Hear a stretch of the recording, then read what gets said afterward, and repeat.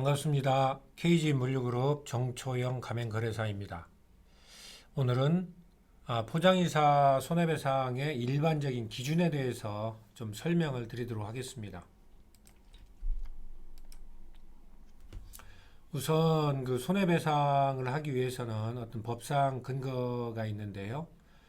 상법상 손해배상 책임의 근간 규정 내용은 운송물의 수령, 인도, 보관 및 운송에 관하여 주의를 게을리하지 아니하였음을 증명하지 아니하면 운송물의 멸실, 훼손 또는 연착으로 인한 손해를 배상할 책임이 있다. 이게 상법이다 보니까 여러 가지 법령적인 용어가 나오는데 쉽게 얘기하면 이사 화물이 뭐 부서졌다든지 없어졌다든지 늦게 도착했다든지 했을 경우에 그 이사 사업자가 자신이 하지 않았다는 걸 입증하지 못하면은 책임이 있다, 이런 이야기입니다. 그리고 화폐, 유가증권, 기타 곡가물은 사전에 고지하지 않으면은 배상 책임이 없다는 거. 그 다음에 손해배상의 산정 액, 그 다음에 여러 가지 소멸 시효까지 상법에 규정하고 있고요. 이러한 부분들은 구체적으로 손해배상 이 사항을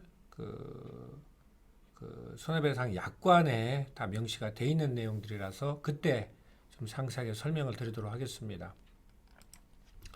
그 다음에 민법에 보면은 이제 불법 행위로 인한 손해배상 책임에 관한 내용들, 그래서 이사 사업자가 고의 또는 과실로 이사 화물이 부서지거나 멸실된 것을 민법상 불법 행위로 인한 손해배상 책임이 있다, 이렇게 보는 거고요.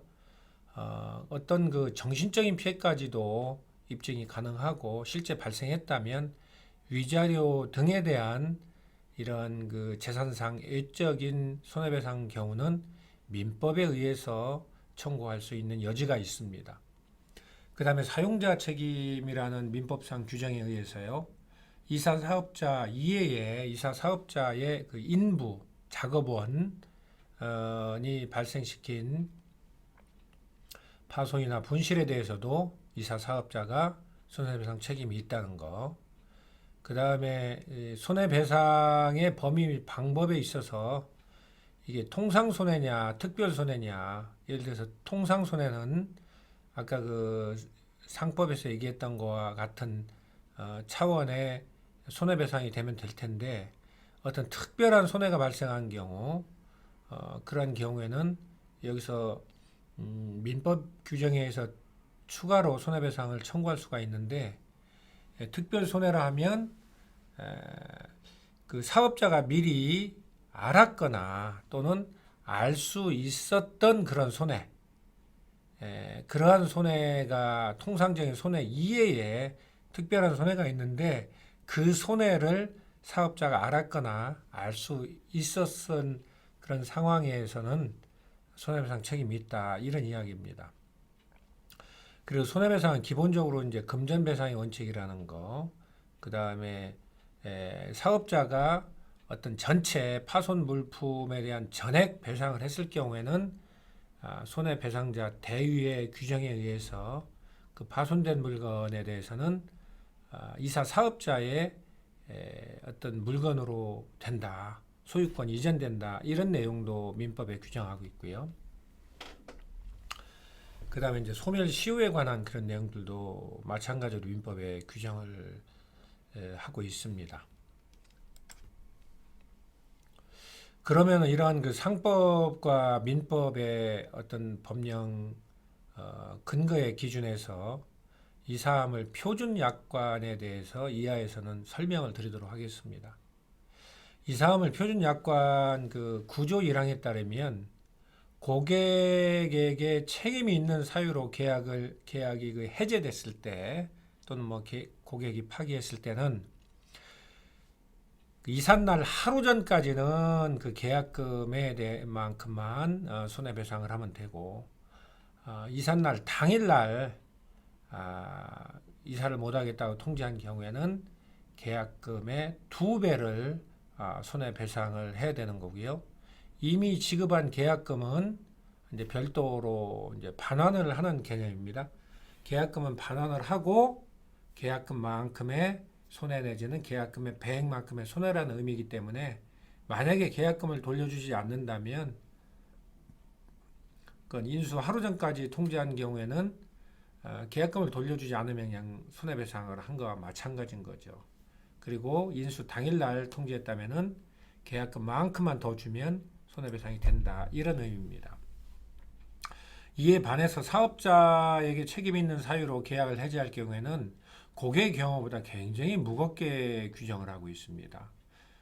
인수, 그러니까 이사 이틀 전까지 그 해제를 하게 되면 계약금의 2배를 손해배상을 해야 되고 하루 전까지는 4배, 인수 당일날에는 6배. 그런데 당일날이 됐는데도 아무런 해제 통지를 하지 않고 오지 않았다라고 할 경우에는 계약금의 10배까지도 손해배상을 해야 되는 거고요. 이 손해배상과는 별개로 이미 지급했던 계약금은 다시 반환을 해야 합니다. 그리고 사업자의 규칙 사유로 2시간 이상 인수가 지연된 경우, 즉 이삿날인데 2시간 이상 늦는 경우에는 고객은 계약을 해지하고 6배의 손해배상을 청구할 수도 있습니다. 참고로 소비자 문제 해결 기준에는 계약금의 2배, 6배가 아닌 2배 한도로 되어 있는데 통상적으로 이사 계약할 때는 이사함을 표준약관을 기준으로 하기 때문에 6배까지 손해배상 청구가 가능하다는 것을 알고 계시면 되겠습니다. 그 다음에 이제 주로 사업자의 손해배상 책임을 14조에 명시하고 있는데요. 그 기준은 상법에 있는 내용과 마찬가지로 이사 화물의 포장이나 운송, 보관, 정리에 주의를 게을리하지 않았다는 것을 이사 사업자가 증명하지 못하면 손해배상 책임이 있다. 이런 의미입니다. 전부 또는 일부가 없어졌을 경우에는 그 이사 화물 가액을 기준으로 한 손해액, 가액이라면은 이제 감가상각이 된 그 금액을 말하는 겁니다. 부서졌을 때, 즉 훼손됐을 때는 수선이 가능하면 먼저 수선을 해주고 수선이 불가능하면 마찬가지로 이사 화물의 감가상각한 그 가액 기준으로 손해액을 배상한다. 그리고 연착의 경우에는 계약금의 10배 한도에서 시간 단위로 계약금의 2분의 1씩을 손해배상을 해야 합니다. 그다음 멸실 또는 훼손도 하고 또 연착까지 했다. 그러면은 연착은 연착대로 멸실 또는 훼손은 훼손대로 각각의 손해배상을 더하여 지급이 돼야 됩니다.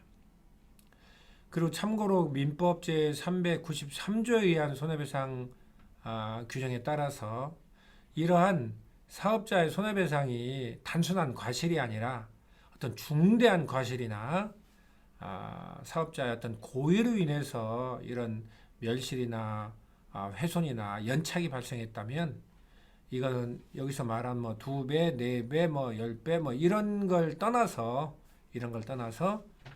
실제로 발생한 손해까지도 특별한 손해까지도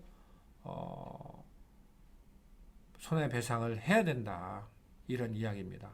만약에 어떤 그 이사 화물이 몇 시까지 와야 되고 당일날 돼야 되는데 하루나 이틀이 늦었을 경우에 그 이사 화물을 가지고 뭔가 어떤 다른 일을 해야 되는데 이사 화물이 도착되지 않음으로 인해서 어떤 큰 그걸 활용하지 못해서 어떤 손해를 봤다라고 하는 것은 통상적으로 예측하기는 어렵지만 이러한 경우는 특별한 손해라고 볼 수가 있습니다. 그래서 이렇게 이런 특별한 손해까지도 손해배상을 해야 되는 경우에는 이사 사업자가 고의로 연착, 멸실, 훼손했거나 또는 중대한 과실로 단순한 과실이 아니라 어떤 중대한 과실로 이런 게 발생할 경우에는 특별한 손해까지도 배상 청구할 수가 있다. 그 다음에 고객의 그 손해배상 기준으로는 고객의 어떤 책임 있는 사유로 인수지체 시 예를 들어서 고객이 어떤 뭐 준비가 안 돼서 갑자기 그날 이사 사업자를 기다리라고 했다든가 아니면은 사전에 예고 없이 도착지에서 도배를 한다는 이유로 아니면 뭐 입주 청소를 한다는 이유로 이사 사업자를 기다리게 했을 때는 매 시간 단위마다 계약금의 2분의 1을 지급을 해야 됩니다. 그리고 만약 고객이 2시간 이상 그렇게 이사 사업자를 지체하게 한 경우에는 이때 그 사업자는 계약을 해제하고 계약금의 2배액을 손해배상으로 청구할 수가 있습니다. 그 다음에 이제 손해배상 책임의 어떤 소멸 사유에 관한 부분인데요. 이사가 끝나고 나서 고객이 이제 인도 받고 나서 30일 이내에 어떤 AS가 발생됐다는 사실, 즉 멸실이나 훼손에 대한 그런 사업자에게 통지하지 아니하면은 이사 사업자의 손해배상 책임은 소멸이 됩니다. 그리고 멸실 또는 훼손 연착에 대한 사업자 손해배상 책임은 고객이 인도 받았으면은 1년이 경과하면은 소멸이 됩니다. 1년. 이건 무슨 말이냐면은 예를 들어 30일 이내에 그 어떤 뭐 멸실이 또는 훼손이 됐다고 통지를 했는데 1년이 지나버리면은 이제 그게 소멸 시효가 완성이 돼서 손해배상을 청구할 수가 없다. 이런 이야기입니다. 그리고 또 사업자가 어떤 고의로 알면서 고의로 훼손된 멸실을 알면서 고의로 이렇게 인도한 경우에는 일반적인 민법상 상법 일반적인 상사채권 기준으로 5년 동안은 손해배상 청구가 가능하다. 이런 부분들을 알아두시면 되겠습니다. 오늘은 이사 화물 관련 발생 가능한 어떤 손해배상의 일반적인 기준, 즉 계약을 해지했을 때 손해배상 기준, 멸실, 훼손, 연착됐을 때 손해배상 기준, 그리고 어떤 지연됐을 때 손해배상 기준에 대해서 각각 고객의 경우 또는 이사 사업자의 경우에 대해서 구분해서 설명을 드렸습니다. 많은 참고가 됐으면 좋겠습니다. 감사합니다.